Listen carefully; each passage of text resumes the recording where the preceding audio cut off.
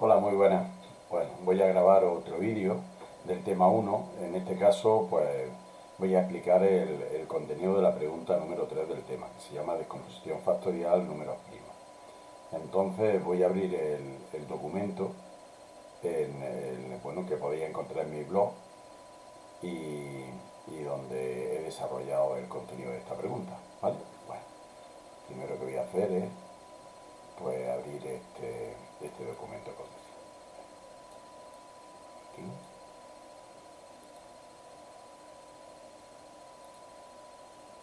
Entro en mi blog, que ya conocéis, ¿veis? Este es el blog donde tengo los vídeos, las relaciones de ejercicios y también, pues en este caso, lo que voy buscando que son los apuntes, ¿no?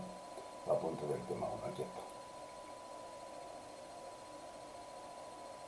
Bueno, aquí está el tema, esa era la pregunta número 1. Vámonos a la pregunta número 3. Aquí la tenemos. ¿Vale? Bueno, pues aquí la tenemos. Mira, empiezo como siempre con la definición de qué se entiende por número primo, ¿no? La definición de primo seguro que la conocéis. Una de las definiciones más famosas, ¿verdad?, de la matemática, porque viene de la antigüedad. Mira, un número primo es aquel que solo tiene dos divisores, el propio número y la unidad, el 1. ¿Vale? Exactamente dos divisores. Esa es la definición de primo. Luego veremos algunos ejemplos. También se define a la vez el concepto de número compuesto. ¿Qué es un número compuesto? Pues aquel que tiene más de dos divisores. O también se puede decir que es un número compuesto es aquel que se puede expresar como producto de otros, ¿no? Eso está más relacionado con el término compuesto. Bueno, antes de nada, decir que el primo y compuesto no son conceptos contrarios. Es decir, que lo que no es primo es compuesto, lo que no es compuesto es primo, no es cierto. Pues ¿por qué? Porque para ser primo tiene que tener exactamente dos divisores. ¿Lo veis? Aquí lo tenemos. Dos divisores. Pero, y para ser compuesto, es necesario que el número tenga más de dos divisores. Entonces, ¿qué pasa con los números que tienen un solo divisor? ¿Hay algunos? Pues eso no pueden ser ni primos ni compuestos, ¿no? ¿Conocéis alguno que no tenga ningún divisor? Pues sí, conocemos alguno. Incluso podríamos decir que el cero no tiene ningún divisor. ¿Veis? Estos números, tanto el 1 como el 0, no son ni primos ni compuestos y nos sirven como contraejemplo para decir que primo y compuesto no son conceptos contrarios, es decir, que existen números que no son ni primos ni compuestos, ¿vale? Bueno, vamos a ver ahora un ejemplo de un número compuesto y de un número primo. Aquí lo tenemos, ¿veis? El 18 es el que he utilizado como ejemplo de número compuesto. Calculo sus divisores, como ya hemos desarrollado en la pregunta anterior, ¿veis? Me salen el 1, el 2, el 3, el 6, el 9 y el 18, ya no hay más.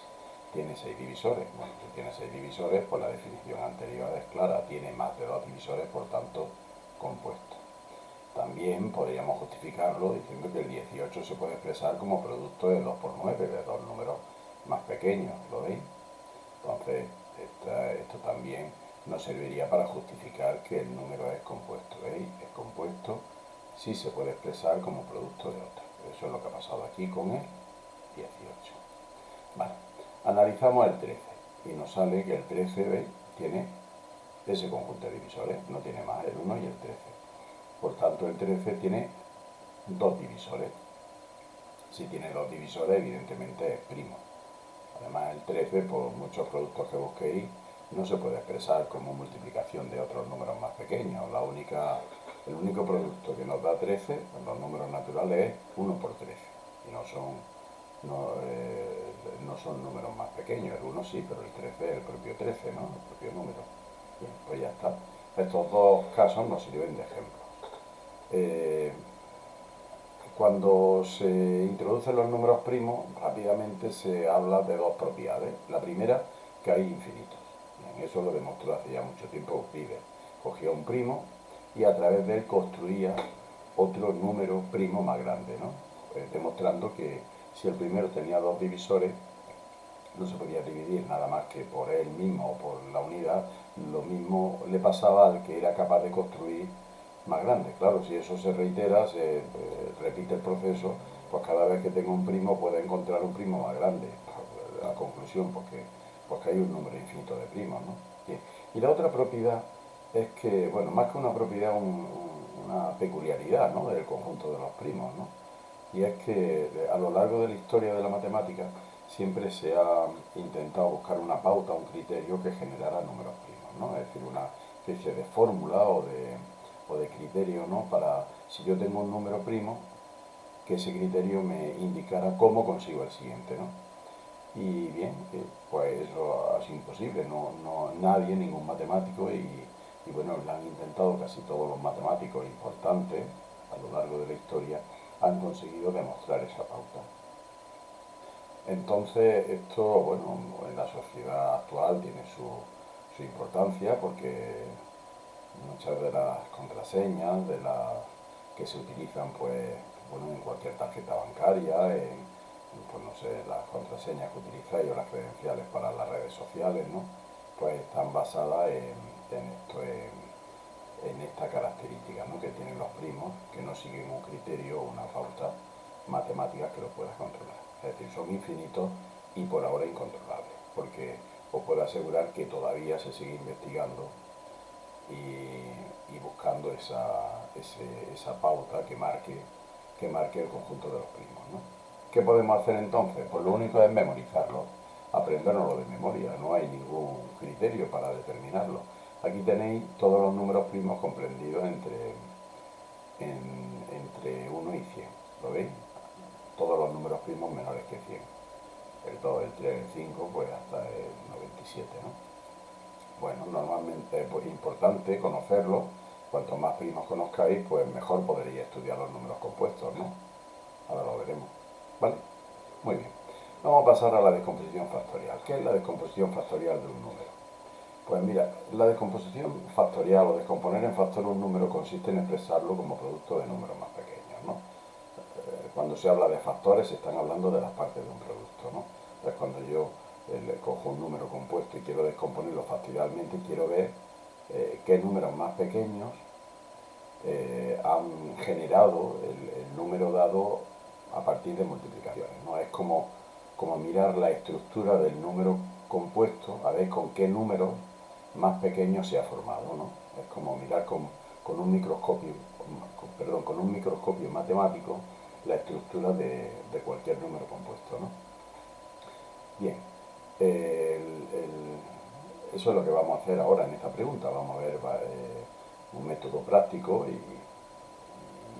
y otro no tan práctico, ¿verdad?, para buscar la descomposición. ¿Qué descomposiciones me interesan? Pues la descomposición más fina posible, ¿no?, la que descomponga el número en factores más pequeños.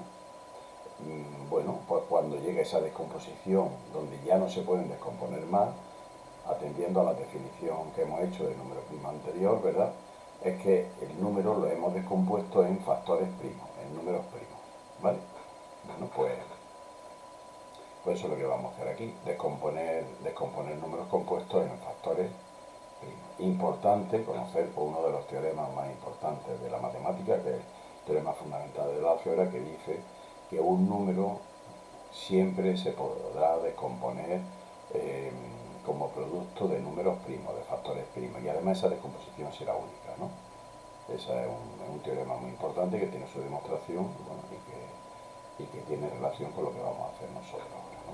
Bueno, vamos a ver cómo podríamos descomponer. De entrada, si a mí me dan un número y quiero expresarlo como producto en números más pequeños, pues intento usar las tablas de multiplicar que conocemos de hace mucho tiempo. ¿Veis? Por ejemplo, me dan el 36, pues lo expreso como 4 por 9. Y luego me pregunto, oye, ¿y el 4 y el 9 se pueden seguir descomponiendo más? Pues sí, el 4 como 2 por 2, ¿veis? Y el 9 como 3 por 3. Bueno, pues al final el 36, ¿veis?, lo he descompuesto como 2 por 2 por 3 y por 3. Es decir, que para generar o para construir el 36 necesito utilizar dos números primos, el 2 y el 3, y cada uno de ellos dos veces. Es decir, cogería dos 12, dos 13, los multiplico los 4 y obtengo el 36. ¿Veis? Esta forma de expresar la descomposición que tenéis aquí al final, ¿veis?, es una forma abreviada que conocemos desde hace mucho tiempo, ¿verdad? Cuando se repiten los factores en una multiplicación, pues en realidad lo que estamos es expresando potencias, ¿no? ¿Veis? Entonces esta notación en forma de potencia pues abrevia la descomposición anterior, ¿vale? Está claro que este procedimiento sirve para buscar descomposiciones de números sencillos. Estamos usando lo que recordamos de las tablas de multiplicar, ¿verdad? Que nos enseñaron en el colegio, pero si el número es muy grande, pues ¿qué hacemos? Mira, pues aquí tenéis un método práctico para, para descomponer esos números que ya no son tan manejables usando las tablas de multiplicar o memorizando las tablas de multiplicar, ¿no? He utilizado el 792, el que he tomado como ejemplo, ¿no? ¿En qué consiste este procedimiento? Pues este procedimiento consiste en ir dividiéndolo poco a poco, ¿no? Y jugando con los cocientes de las divisiones exactas que vaya obteniendo. Voy a buscar divisiones exactas del número, en este caso 792, con números primos. Voy a buscar divisores siempre primos, ¿no? Empezando siempre por los más sencillos, por 2, ¿no? ¿Veis? Divido 792 entre 2 y me sale 396. ¿Veis? Ya tengo como el primer factor, ya he sacado el primer factor primo. Es como 792 lo podría expresar como 2 por 396. Ahora, lo que he hecho con 396 lo haría, perdón, lo que he hecho con 792 lo haría con 396. Lo vuelvo a dividir entre 2, sale 198, lo divido entre 2, 99, entre 3 y así hasta que llego a 1, ¿no? El 1 ya no se puede dividir entre ningún número primo. Bueno, ¿y qué tengo? Pues aquí tengo una tabla, ¿verdad? Donde a la derecha tengo todos los divisores, todos los factores que he utilizado y con la condición de que todos sean primos. ¿Veis? 2 por 2. Bueno, pues es fácil demostrar que si los multiplicáis todos, pues tengo el número de partida. ¿Veis? 792 se multiplican por todos estos factores, es decir, por 2 al cubo, por 3 al cuadrado, por 11, y ya tengo la descomposición de 792. ¿Qué he hecho? Pues nada, construir el 792 con 3 12, con 2 13 y con un 11. ¿Vale? Bueno, pues esto es como lo que os decía antes. Yo me gusta pues esta forma de contar la descomposición factorial, ¿no? De que se trata de mirar a través de un microscopio matemático la estructura de 792. ¿Veis? El microscopio nos da esta vista y nos dice que su estructura está formada por 3 12, 2 13 y un 11. ¿Veis? Bueno, eso se puede hacer con cualquier número. Y además, vuelvo a insistir que las descomposiciones estas son únicas, es lo que dice el teorema fundamental de la álgebra, ¿no? ¿Vale?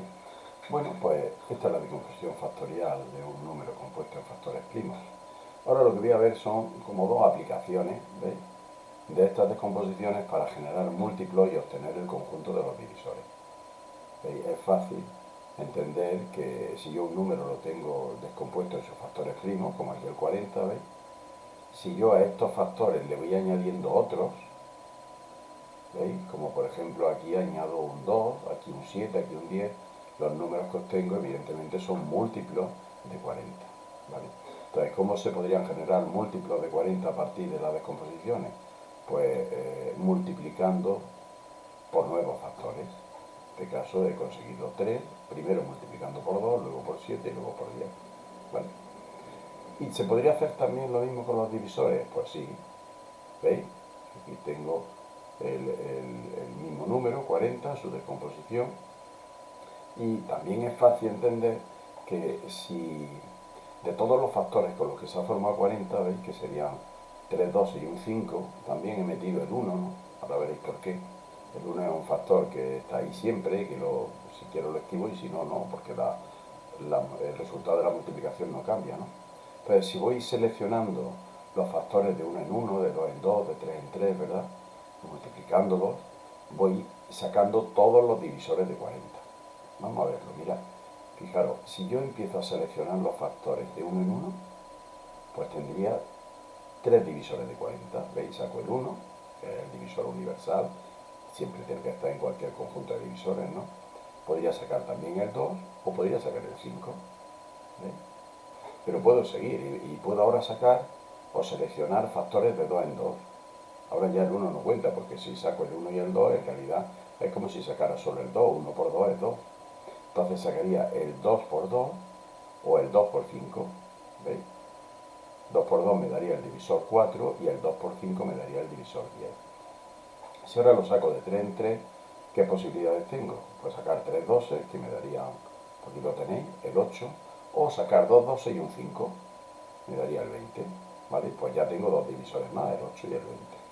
¿Y cómo terminaría el conjunto? Pues sacando el número, sacando 4 factores de una vez, ¿no? En realidad los 4 factores que forman la descomposición, 3 12 y un 5, los multiplico y me sale 40. Bien, pues todos estos divisores que he obtenido seleccionando factores formarían el conjunto de los divisores de 40. 1, 2, 4, 5, 8, 10, 20 y 40. ¿Vale? Bueno, pues ahí están todos los divisores de 40. Otra forma de conseguir el conjunto de los divisores de un número sin necesidad de buscar divisiones exactas, simplemente a partir de la descomposición factorial del número en factores primos. A mí me gusta mucho esta aplicación porque demuestra de alguna manera cómo a partir del conocimiento de la estructura del número, es decir, cómo se estructura el 40, con qué números primos se ha formado, ¿verdad? Puedo sacar propiedades de ese número, como por ejemplo sus divisores, de una manera muy sencilla. Es decir, que si yo miro con el microscopio matemático al 40, estoy viendo ahí 12, 5, ¿verdad? Y si lo gestiono bien, si uso bien esa visión de sus factores primos, los combino bien, ¿verdad? Podría determinar el conjunto de sus divisores pues, de una forma muy sencilla y muy rápida, ¿vale? Bueno, pues ya está. Aquí acaba la pregunta número 3 del tema, esta que va a ser muy importante en la práctica para los ejercicios números primos y de composición factorial. Espero que os haya gustado y que hayáis comprendido el contenido de esta pregunta tan importante en el tema. En cualquier caso, agradezco mucho vuestra atención. Venga, adiós. Me voy a salir del documento, ¿vale? Y nada, pues hasta luego. Hasta el próximo vídeo. Espero que sea mejor. Estoy aprendiendo, ya sabéis. Bueno, pues cierro aquí la